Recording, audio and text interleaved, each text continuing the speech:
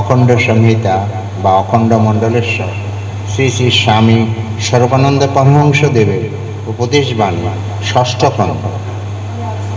নিজেকে বিশ্বাস করো। অপরাহ্নে শ্রী শ্রী বাউনী ঢাকা বিশ্ববিদ্যালয়ের একটি বিএসসি ক্লাসের ছাত্রের সহিত সাক্ষাৎ করিলেন। ছাত্রটি একসময় শ্রী শ্রী বাউনীর জীবন আদর্শের প্রতি অত্যন্ত অনুরাগী ছিলেন, কিন্তু বর্তমানে অনুরাগ হ্রাস পাইয়াছে।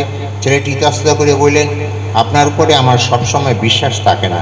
শ্রী শ্রী বাউনী বললেন, হতভাগ্য কোথাকার, আমাকে বিশ্বাস করবি কেন? বিশ্বাস কর নিজেকে। তোকে তুই যেদিন বিশ্বাস করবি দেখবি সেদিন তোর সকল বিশ্বাস আমাতে এসেছে। তুই আর আমি কি দুই? তুই আর জগৎ ব্রহ্মাণ্ড কি দুই? তুই আর তোর স্রষ্টা কি দুই? তুই দেখছিস ভ্রমে, আর ভ্রম আসছে নিজেকে বিশ্বাস না করার দরুন। আমাকে বিশ্বাস করতে পারিস না তো বিশ্বাস করিস না। যাকে বিশ্বাস করতে পারিস তাকেই বিশ্বাস কর, সেই বিশ্বাসই আমি পাবো।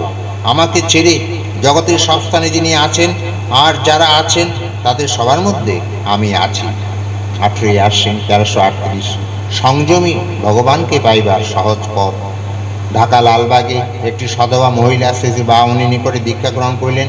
শ্রী শ্রী বাউনী বললেন, দেখতে যারা জানে তারা ভগবানকে উচ্ছৃঙ্খলতার ভিতরেও দেখতে পায়, অসংযমের ভিতরেও দেখতে পায়, কিন্তু সংযমের ভিতর দিয়ে ভগবানকে যত সহজে লাভ করা যায়, স্বেচ্ছাচারিতার ভিতর দিয়ে তত সহজে লাভ করা যায় না।